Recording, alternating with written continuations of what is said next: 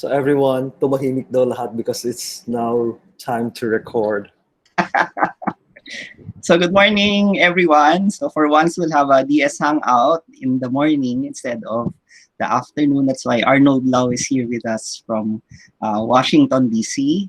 And our guest for this morning's Hangout is one of our faculty members at Development Studies, probably one of our best teachers. Yay! Edwin Salonga. Good morning, Yes! Edwin. Good morning, Dylan. Good morning, everyone. It's very nice na nandito tayo ngayon sa Google Hangouts. Actually, it's my first time to attend, so hopefully I will be able to attend more. Yes. Naging estudyante mo ba itong mga to? Yes, many of them actually were Like, my students. pati si Cholo, naabutan mo? Yes, pero si Cholo hindi ko Danan na yan, but we were naabutan mo in, ba? yes. Magkakasama tayo sa DS. Si Cholo, yes! Naging estudyante ko pala si Cholo, yes, one time, before he graduated, even right before he graduated. Yeah, probably one of your first students. Sorry, Cholo. Yes. Yeah, so si Edwin has been teaching us with us for a long time. Ilang years na ba, Edwin? Running 15. Wow. 15 years, so 15 generations Been a of long time. DS graduates and DS minors. Yes. Yeah. And for the longest time, si Edwin was working on microfinance with his partner Vince Rapisura, who's probably lurking somewhere there in the background. Yes. Walking around. Yeah. Pero we're here to talk to Edwin not so much about his microfinance background, but more of his involvement in disaster and disaster preparedness. First with the ano nga ba yun? The OCD, Office of Civil Defense, and now with the Asian Disaster Preparedness Center.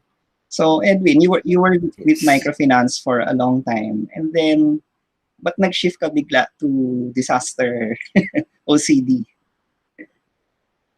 Well, one of the things that prompted yung pag-shift, nag-start ako na mag-PhD noon, and nung tinitingnan ko yung microfinance sector literature, karaniwan talaga vulnerable yung sector in terms of disaster threats, no? Mm-hmm. At nakita ko yung need na sana magkaroon ng interventions para sa mga low-income families with regard to natural risks. And then during that time, ang OCD, Office of Civil Defense, was expanding their personnel count.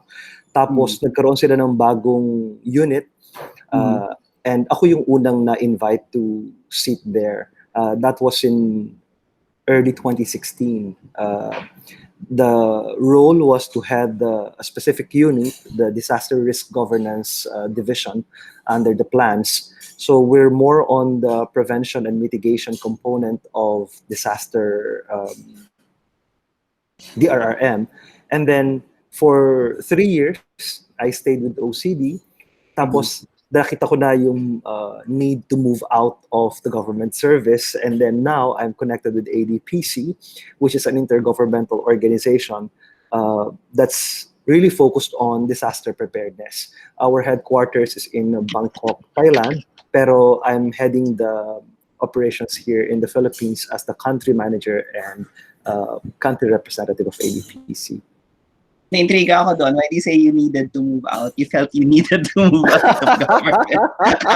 Nahuli ka doon. Nahuli.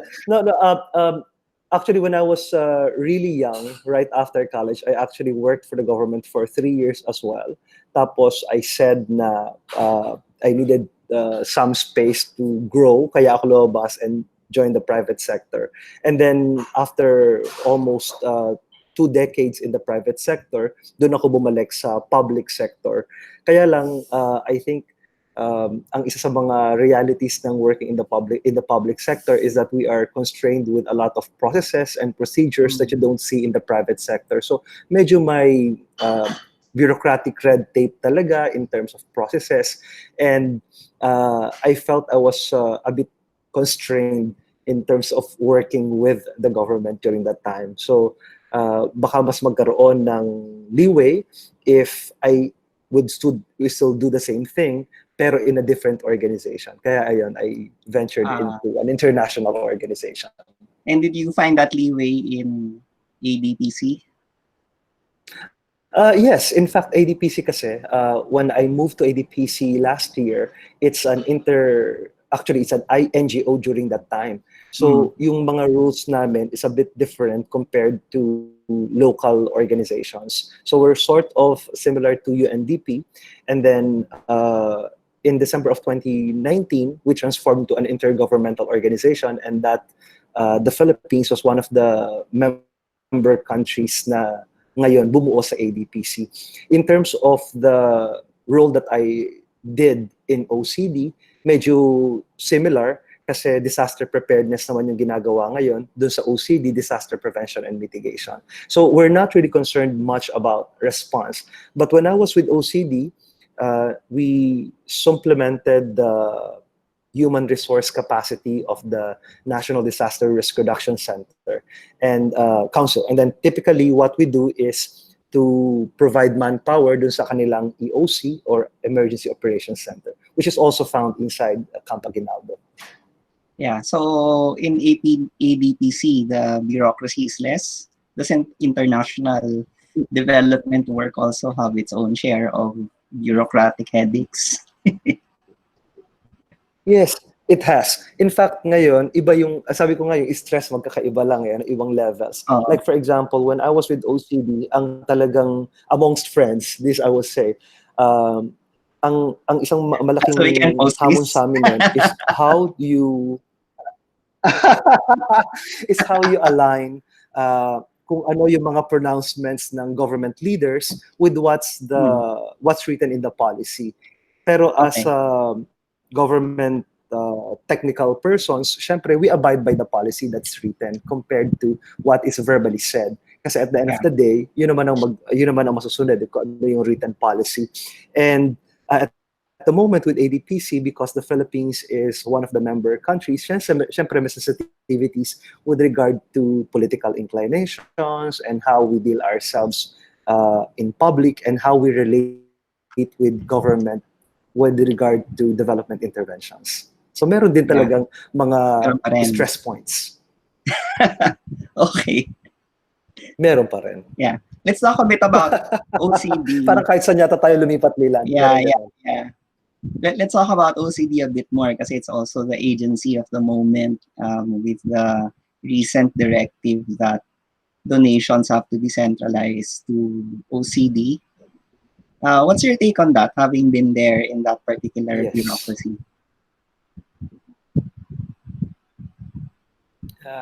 Well, to be fair to OCD, I think it's really trying to do its best with regard to limited personnel and what the immense mandate no, na meron siya ngayon. At the moment, the OCD acts as a secretariat and executive arm of the National Disaster Risk Reduction Council, and therefore it coordinates the meetings and plans of action of different pillars in disaster risk reduction and management. Apat kasi yan, di ba? We have the prevention and mitigation, preparedness, and then we have the response, and then rehabilitation and recovery. Bawat cluster na yan, meron namang nagli-lead talaga dyan. But in terms of how they meet and how they brainstorm, karaniwan, it's usually taken by OCD. At dahil sa may proseso tayong sinusunod, hindi lahat ng mga agenda ay nadidiscuss. So, tatlong layers yung ginagawa natin. Meron tayong technical working group, technical management group, bago pa lang dumadating yan sa full council. With regard to yung sa tanong natin kanina, with regard sa OCD, and I think the meat of the discussion is really about the local donations.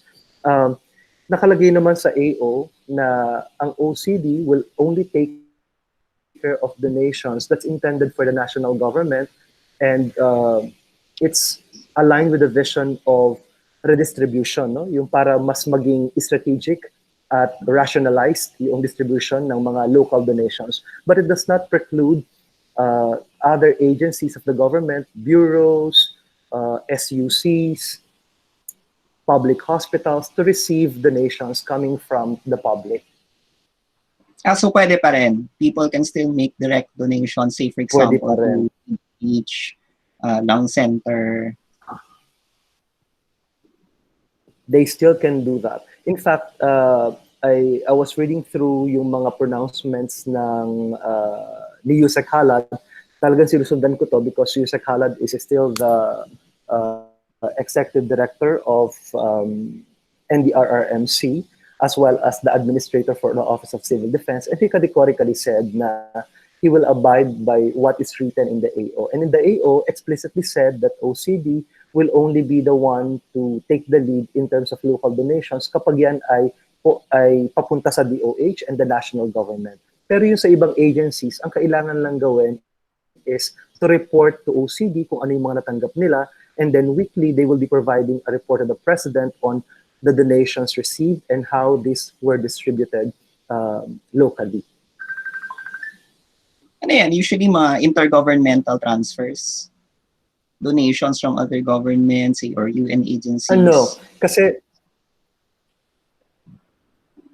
kailangan local lang to, Lilan. Kasi kapag galing ng international, it should be coursed through the DOF, Department of Finance.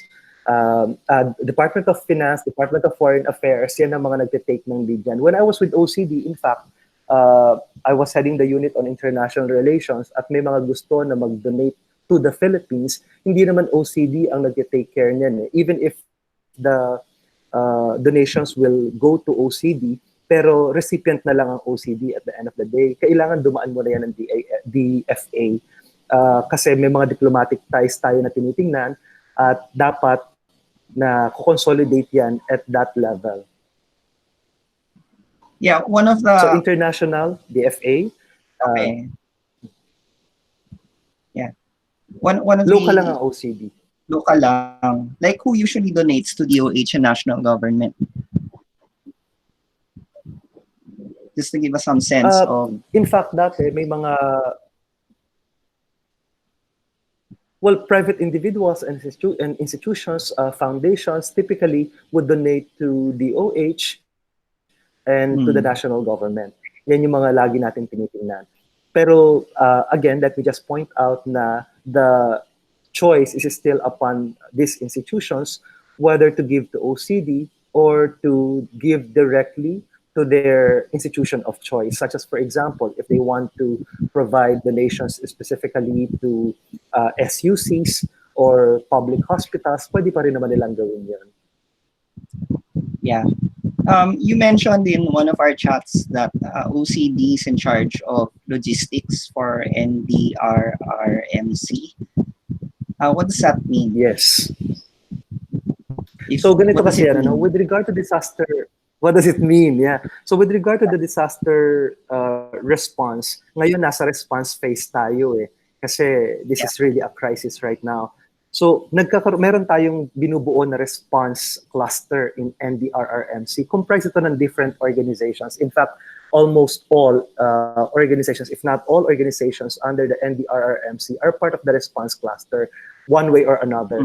Ang NDRRMC is comprised of around 45 member agencies. So ang ginagawa dyan, hinahati-hati yan into different subclusters at para merong specialization. So yung OCD siya yung nagtitake ng lead in terms of logistics. Pero as alam natin, ang OCD naman, wala naman siyang sariling assets. But assets meaning trucks, helicopters, wala siyang ganyan. But because it is because it is under the, as a bureau, the Office of Civil Defense is under the Department of National Defense, madali yung coordination niya to DND at karaniwan ang ginagamit niya would be the assets of the military. So, kailangan niya ng helicopter, kailangan niya ng chartered planes, kailangan niya ng trucks. So, ginagamit niya yung mga assets ng Department of National Defense, specifically ng Armed Forces of the Philippines. So, I guess it has an advantage in that with the help of the military, it can reach the underserved areas, ano? As a great advantage. In fact, kung titingnan natin, available naman yung mga situation reports na nasa NDRRMC website, makikita natin doon yung efforts na ginagawa ng OCD with regard to logistics. So it coordinates with other member agencies, specifically, katulad nga niyan with the AFP, in order to ensure that there are assets to be used for distribution of relief goods, donated PPEs, and other materials that are needed on the ground. Kailangan yan, especially kapag response phase. Yeah. Si Arnold wants to make sure, is the OVP still allowed to handle donations? Baka mamaya ma-MBI si Ma'am Lenny dito. Yes, oo, napakaganda ng tanong ni Arnold, ano.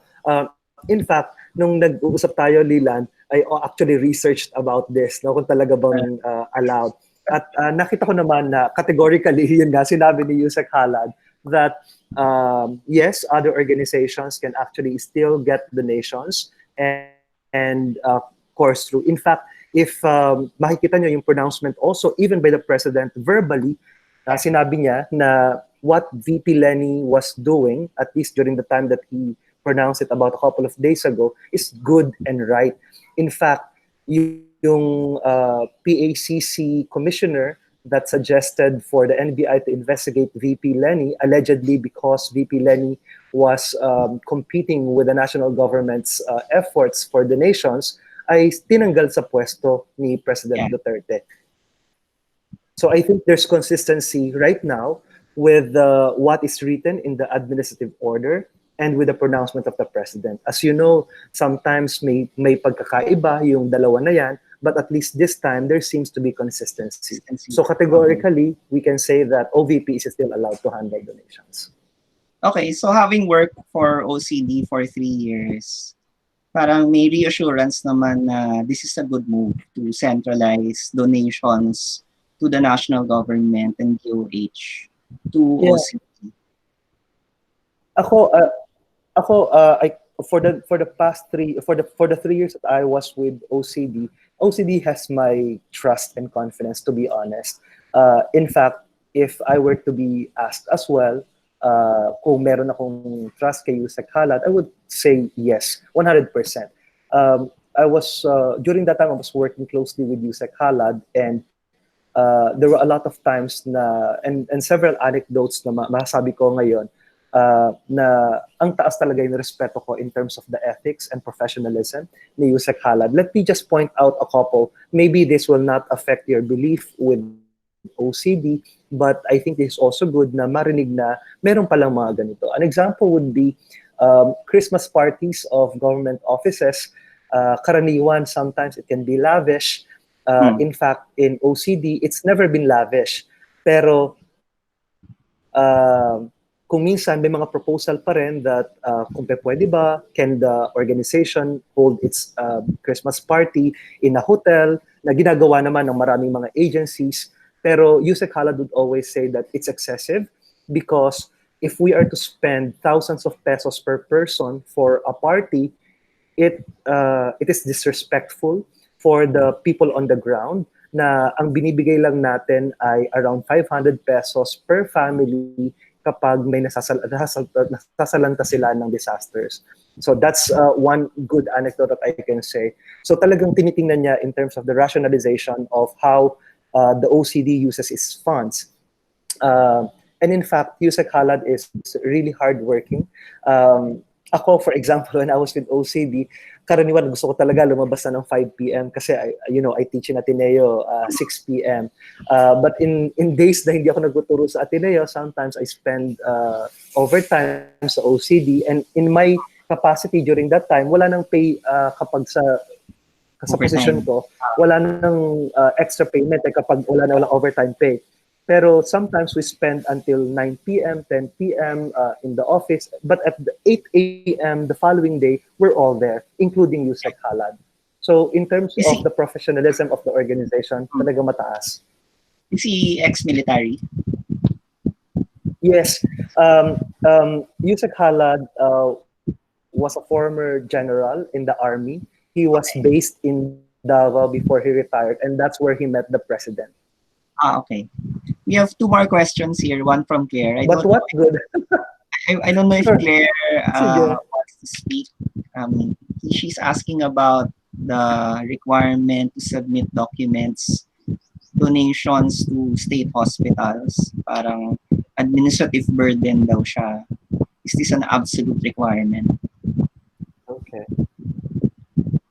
Well, in the AO, it is a requirement. I cannot say right now if it is an absolute requirement or if there will be penalties if they will not report to OCD. I think that's what you are asking, Claire, no? Hi, Claire, by the way. Pero I think kailangan din nating intindihin that when it comes to donations, accountability is important. At saka yung rationalization nga. If we are not to report what we are receiving and what is being spent or used in different organizations, mahirap ang monitoring natin. And I think we will all agree that in terms of the effectiveness of interventions, mahalaga that there are measures on how we monitor progress and success. So baka dumoble yung PPEs and other Yes. donations. Oo, kasi Leland, I think the reality of the fact is marami mga institutions ang, for example, yung mas kilala, puro sila yung nabibigyan ng donations, pero alam natin that in development work, meron talaga na mga ibang sectors na laging naiiwanan. At yun sana yung gusto natin na matingnan, magkaroon ng mas equitable distribution. So ito ay additional layer perhaps of requirement, but I personally think it is a necessary requirement para lang mas mapaganda natin yung serbisyo natin sa mga tao. Yeah, like I have a student in Surigao del Norte, Dr. Totabario. Wala pa siyang PPE hanggang ngayon. 4 hours away from that is true. Lahat na sa PGH. Nangyayari talaga yan.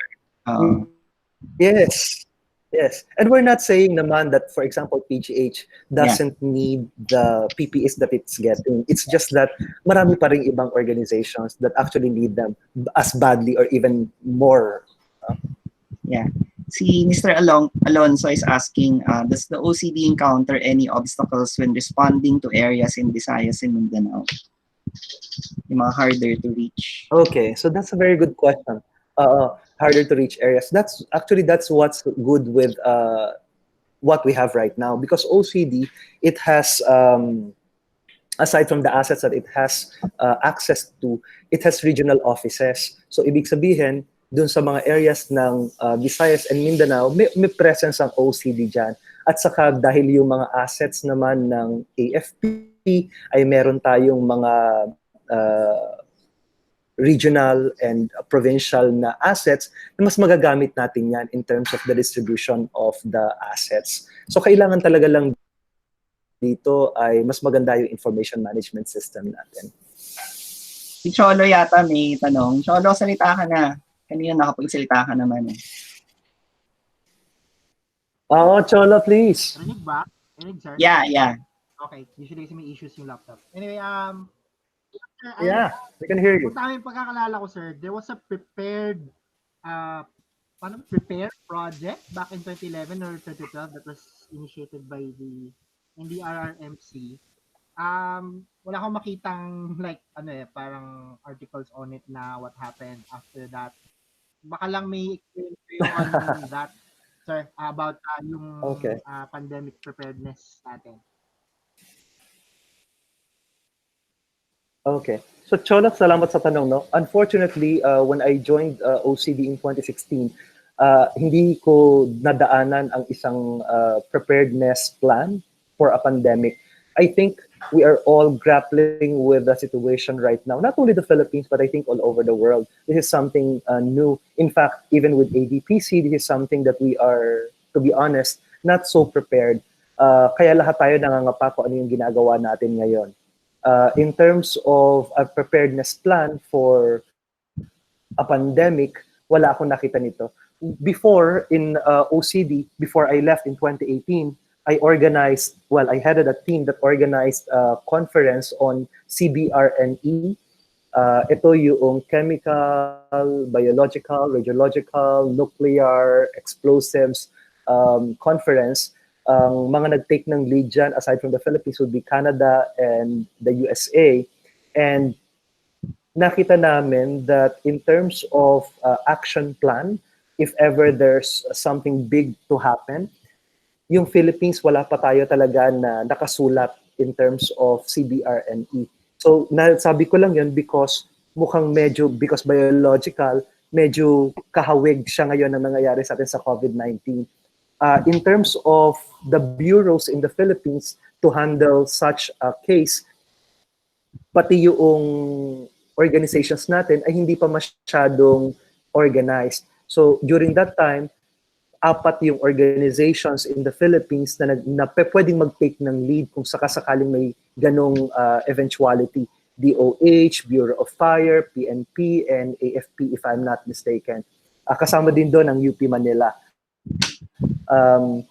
So, ang meron lang tayo noon were broad strokes na kung ano yung mga pwedeng gawin, but in terms of specific action points, kapag may pandemic, wala akong nakama-cross.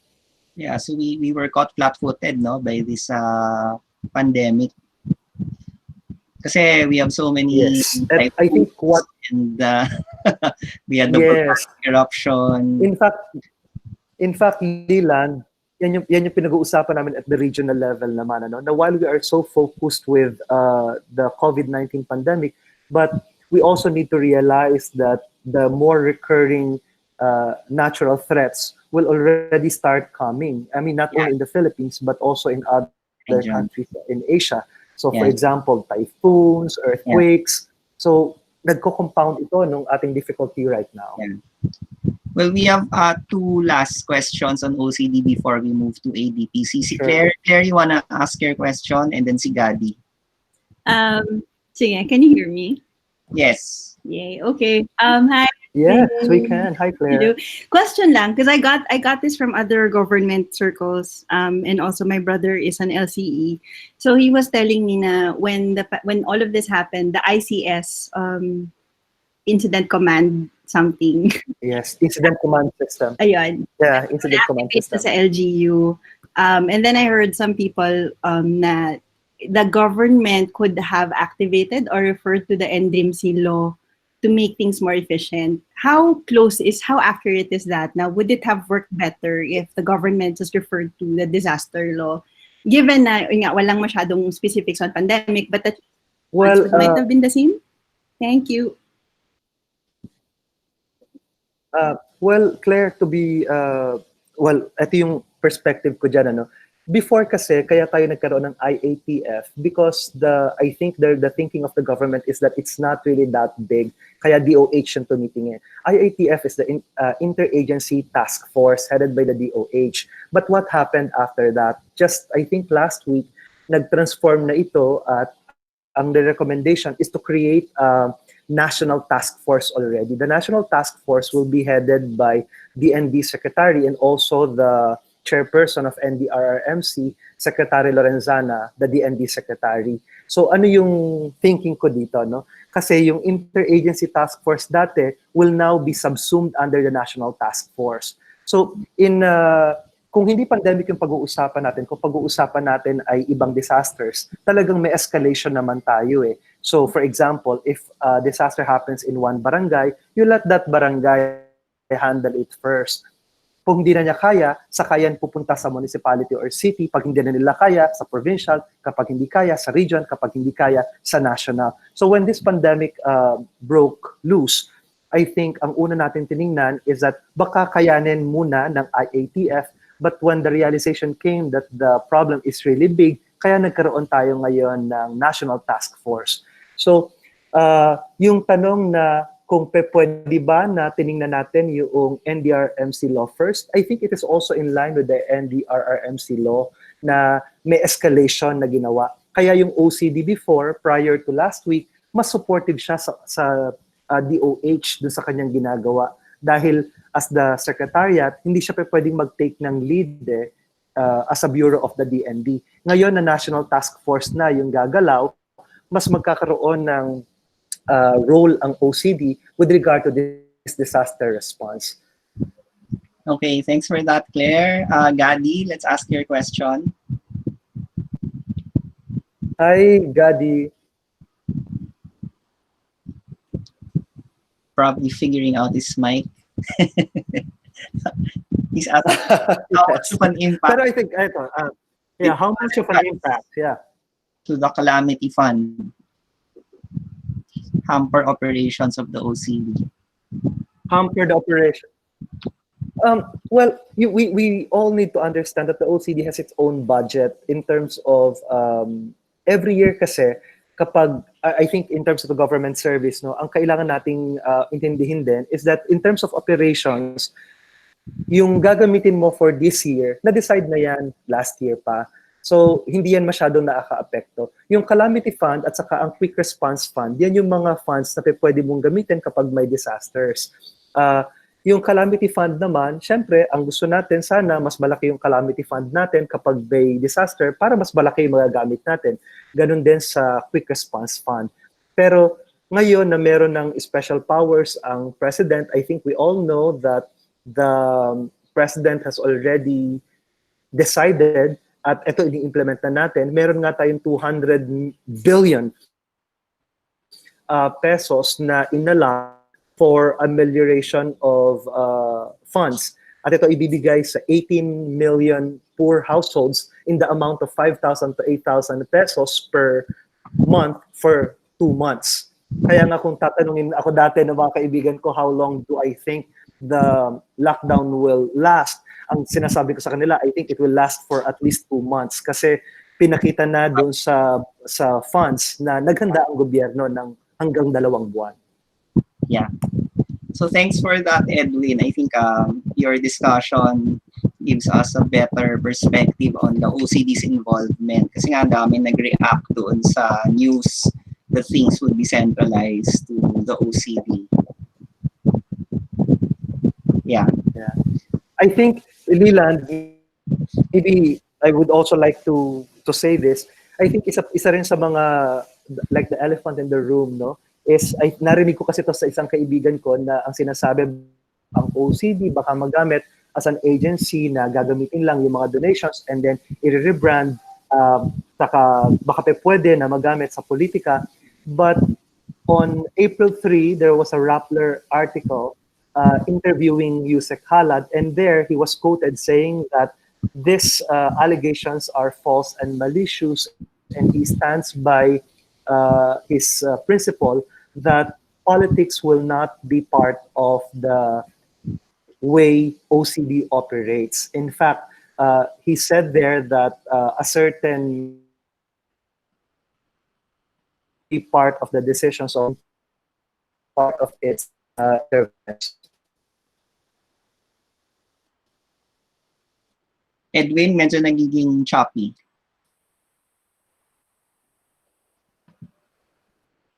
Oh, okay. Yeah. Pa-repeat na lang nung last part. How about now? Yeah, better. Okay.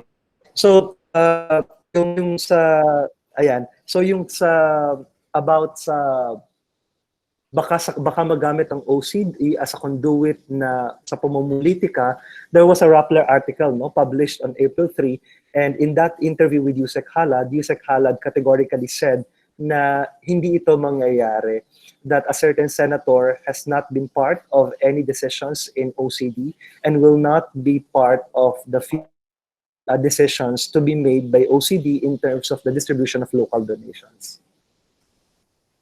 All right, that's good to know, Edwin. For the second half, we'll talk about your current work as program manager and country representative for ADP. Sure.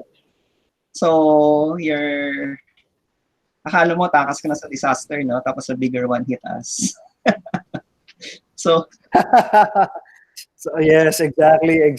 What role is ADPC playing in this entire COVID? Well, maybe talk to us a bit about ADPC and then what role ADPC is doing in this COVID disaster. Okay, sige. So, I think ang ADPC was established way back in the 1980s pa. In fact, ang daming mga Filipinos dyan before.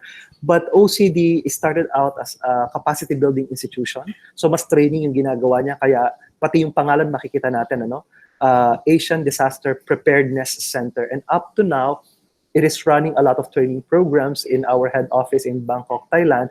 And we also provide a lot of technical assistance to its member countries. from 1980s until late 2019, it was an international NGO, and from international NGO, at the end of 2019, it transformed itself into an intergovernmental organization. So ngayon, yung board members natin are already the representatives of its member countries, the Philippines being one of them.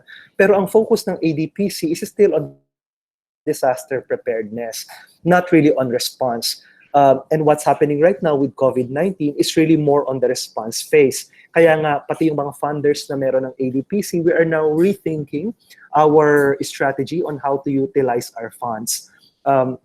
For example, let me give you a project that we have in ADPC. One of our funders is the Bill and Melinda Gates Foundation, or BMGF, together with USAID. And we are running a program called Asian Preparedness Partnership Program, or the APP program. It's running in 6 countries in Asia, the Philippines being one of them. In Southeast Asia, Cambodia, Myanmar, and the Philippines. And in South Asia, Nepal, Pakistan, and Sri Lanka. Pero the focus of our program on disaster preparedness is really more to build the capacity of our local partners to prepare for and to have better response mechanisms if there is a disaster in certain localities. Mas capacity building, technical assistance, information campaign, awareness, raising, yan yung ginagawa natin. So in the Philippines, our project it started in 2016 and it ended in 2019. The phase 2 supposedly should have started already in 2020, pero hindi pa natin nasisimulan yung phase 2, and we were just in talks with BMGF. Ang gagawin, instead of really focusing only on disaster preparedness, because the reality in many countries is that we need also support in terms of what's happening with COVID-19, mag-realign tayo ng kaunting funds from the original proposal into what is happening right now. In the Philippines, the project APP has 3 local partners, and those are comprised of the OCD for the government, the Center for Disaster Preparedness for local NGOs, and the Philippine Disaster Resilience Foundation, or PDRF, for the private sector. Ang pinag-uusapan namin ngayon is how to utilize those funds in order to strategically use it for response mechanism. Typically, it will revolve still on soft skills. So, information campaign pa rin, pero is focused on COVID-19. Maybe one of the things that we are toying about is the production of locally produced in local language na mga IEC materials, and the provision of psychosocial support services to our frontliners. So kinailangan ng shift, ano? Kasi preparedness talaga yung emphasis niyo, pero parang the need now is really response. Kaya tama nila, no? Kaya kailangan din talaga na there's always good discussion between the people who are implementing the project and the funders, kasi kailangan magkaroon ng pagkakaintindihan na while you want a certain fund to be used for a certain way, pero we need to be also relevant. And at the moment, ang kailangan talaga would be a focus on COVID-19. In fact, at the head office, ang usapan naman namin is also not to lose sight of what we should really be doing, because Asian Disaster Preparedness Center is really more for disaster preparedness, and we don't want to compete with other similar organizations that are more focused with response. So ang mas gusto natin gawin is supplementing and complementing their efforts, pero we will not take the lead in terms of response efforts. Was the Asian Disaster Preparedness Center prepared for this disaster? Napakagandang tanong. Amongst friends, I would say no. Sa totoo lang, no, we were also caught off guard of this. We've been doing a lot of BCPs for our own organization and different units in our country offices, pero we never thought that something like this would happen. And kahit kami ngayon, nangangapa kami on even the workways, dati, syempre, mas marami kami. Ako, for example, I used to travel maybe 2 to 4 times a month internationally because of my work. Pero ngayon, lahat puro online meetings na lang. Also, the way we work, dati, we would go to your partners, mas madalas kang pupunta sa partners. Right now, hindi ka makapunta because of the lockdown. So, pati kami, we are also trying to adjust to this one. And I think that is a realization that we have in ADPC, that while we are learning about this, we need to extend the same appreciation, the same understanding to our local partners, that when there are delays in the projects that we are supposed to implement and report to our donors, we need to understand that we are also accountable to our local partners to respond to their needs. And right now, ang need talaga is medyo mag-slow down muna in program implementation at mag-focus dun sa kung ano yung kailangan ngayon. At yung kailangan na ngayon is to respond more in terms of this COVID-19 crisis. So we're trying to learn as well with this experience. But I guess it's also necessary for us to prepare for the next pandemic, di ba? I mean, of course, we're dealing with the current pandemic, but there's a lot that we have to learn about disaster preparedness when something like this happens.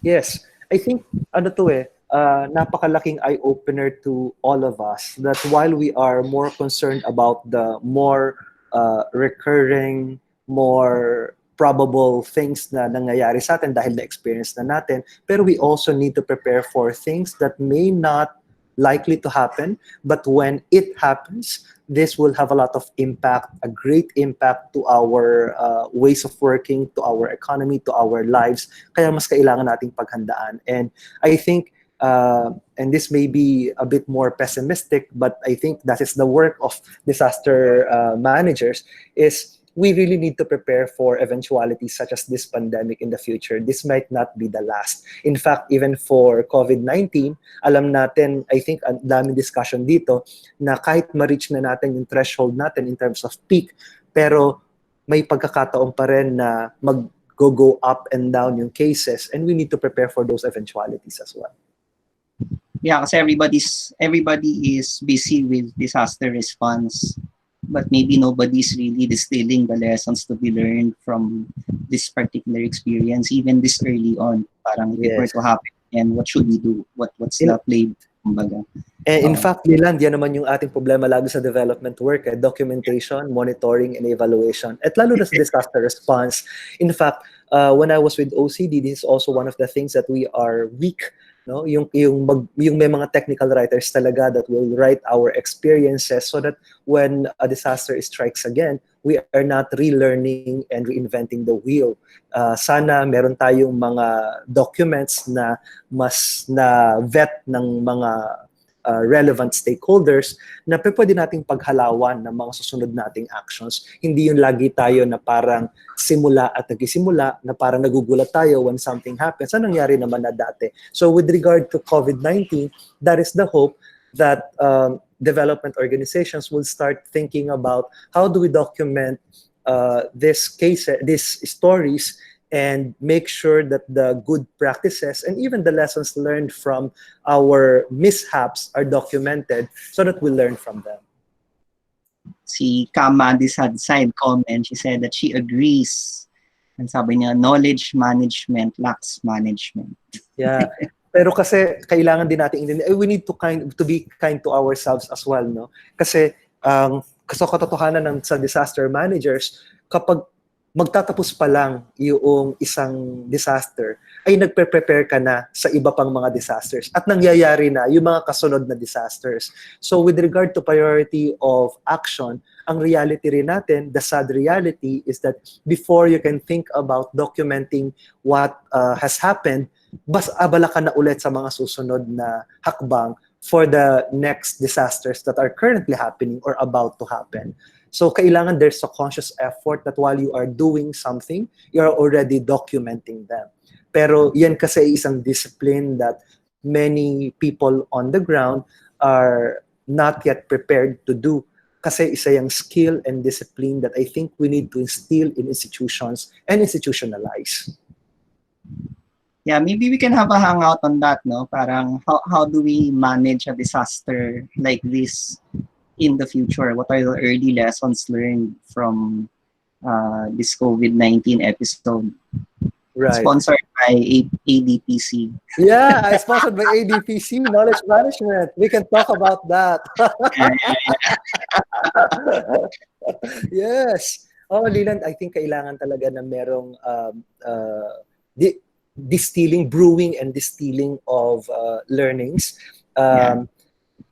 At I think yung pinag-usapan natin nila Arnold kanina, ay ang isa pang caveat dito is that it should be made for popular use. Kasi marami sa mga learnings on disasters are written in academic language, published in academic journals. I don't have anything against the academic journals. In fact, I think it's one of the better ways to propagate knowledge. But it's just that karaniwan ng pagkakasulat at saka yung audience, the same people who know already technical stuff about the things that they are reading.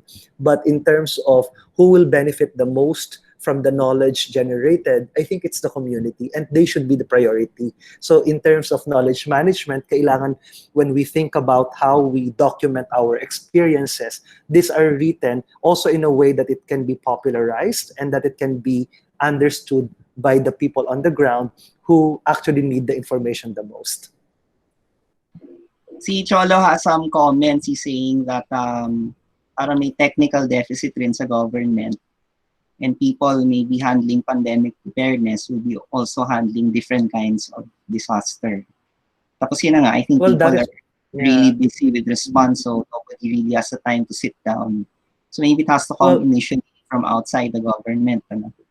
it could be, you know, that's a fact, no? At alam niyo naman ang meron tayong nakapending ngayon na bill, the creation of a Department for Disaster Resilience, dahil nga itong mga ganitong uri ng pagkakataon ay padalas ng padalas. It's becoming our new normal and we need a little more funds, a little more people, a little more focus. From being a bureau, ay balak natin magkaroon na ng sariling department, yung disaster resilience, to handle all of these things para hindi maraming ginagawa ang iilang tao lang and it causes a lot of overburden at hindi na nakakapagkaroon ng focus with regard to what they really should be doing. So I agree with this one. And that is also the reason why we always say in NDRRMC that our efforts should always be using the whole of society approach, all-inclusive, multi-sectoral, multi-stakeholder. Katulad sa aming Bulilan, if the government cannot do it initially, then perhaps our civil society organizations and the private sector can also chip in and make sure that we support the initiatives of the government para at least magkakaroon tayo ng synergy with regard to our own initiatives. Yeah. Si Bea has a question.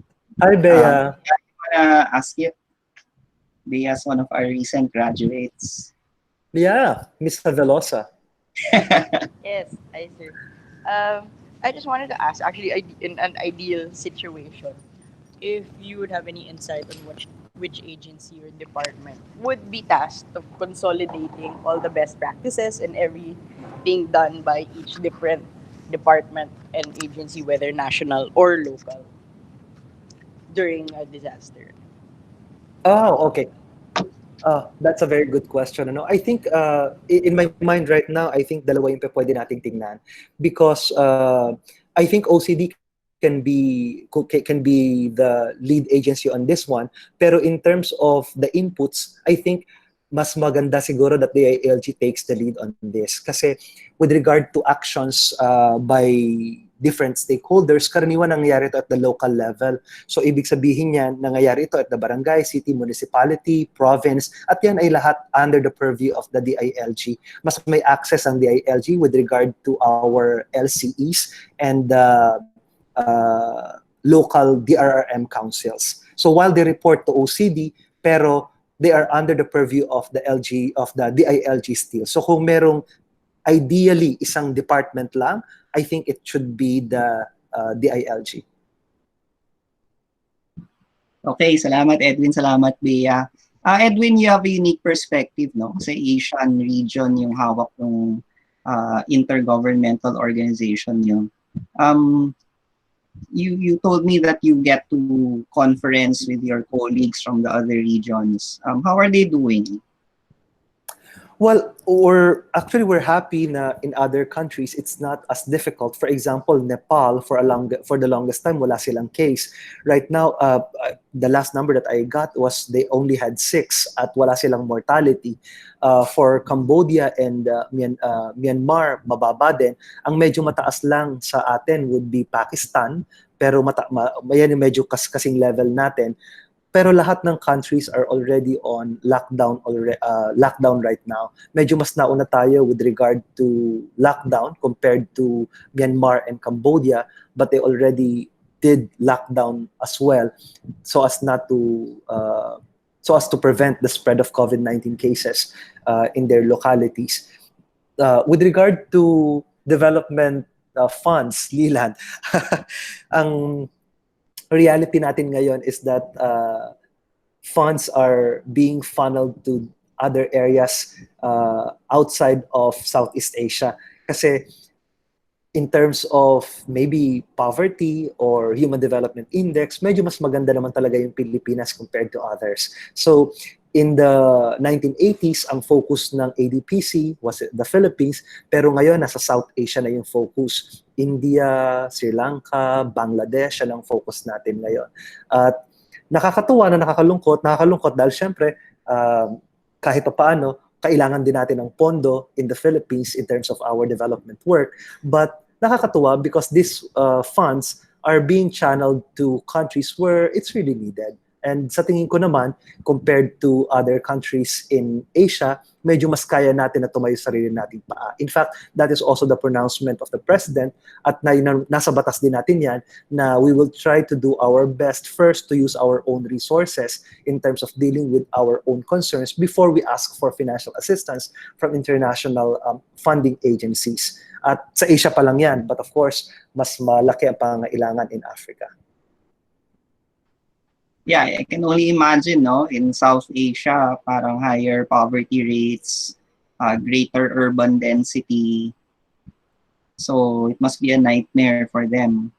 Yeah, it is. In fact, if you're also tuned in sa news, kung sa atin, di ba, nagkaroon ng ilang pila sa mga donations at saka sa mga relief goods at hindi na gawa yung social distancing. If you take a look at the case of India, especially in the poorer sectors, grabe talaga yung paghihirap at they were given meals only 2 times a day with rice and gravy, and that's it. It's not even food for their families. Sige. Last few questions from the group. I think Edwin also wants to know your own ideas of what we should do. Yes. In fact, Ilan, maybe we can devote the last few minutes for that.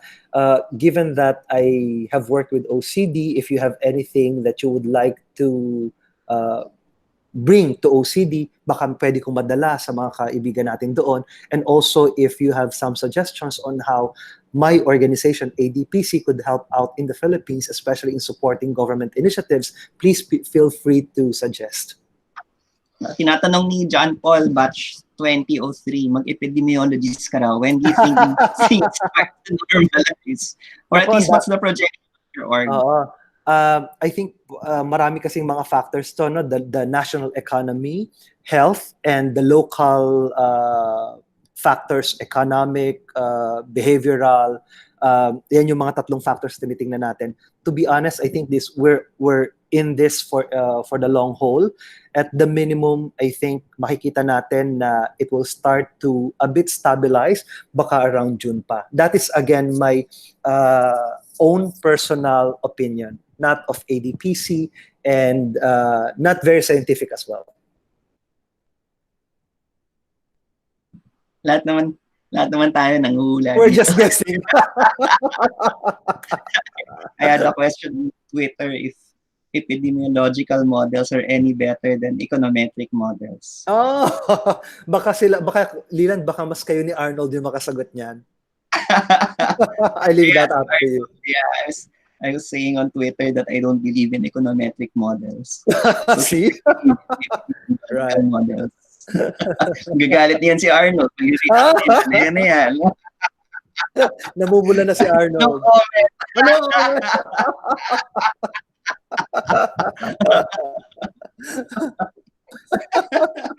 Kaya natin, we'll have an episode with Arnold being Oo interviewed. nga, And I can tama, ask him that tama. question. No? Si Arnold kasi does modeling on the US opinion, politics, long-term modeling. Saka talaga ang daming factors to consider. I hope we also, and this is my plea as well, no? While we are trying to provide constructive criticisms, not only to the government, but all stakeholders in this COVID-19 pandemic, we also need to understand that this is something that's really new and be kind when we are giving our suggestions. Kasi lahat naman talaga nangangapa rin in terms of how we would deal with this one.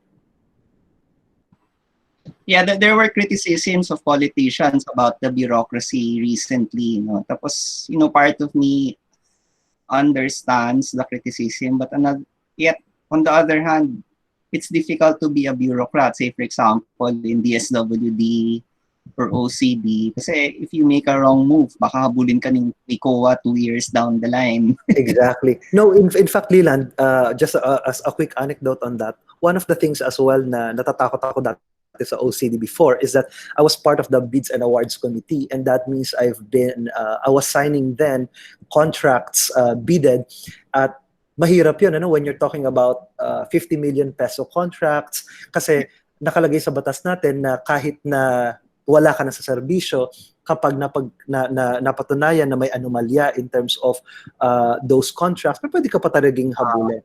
And that is not only about the contracts, no? Even the decisions that we make, kailangan, alam nyo naman sa Pilipinas, we need to be consultative, and that takes a bit of time. Gusto natin na mas mabilis ang action, but yun yung binabalanse kasi natin mabilis na action pero less consultation. Tapos kapag mabilis ang action mo and then later on mabatikos ka, mag-isa ka na haharap sa lahat ng batikos. So it's really a bit difficult. Ako daw ipapatawag sa congressional hearings. Buti na lang wala ka na dyan. No? Ayan, buti na lang tapos na ako sa public service. Si Bill Gates na magpapatawag sa'yo. I hope not. At kung sakasakali patawag ako sana because of donations to the Philippines or projects to the Philippines. Yeah. Any last comments or questions from the group aside from Cam? See, kayo yung papatawag. I think that there are lots of things that we can discuss, maybe for future hangouts, maybe a hangout on how to handle something like this possibly in the future.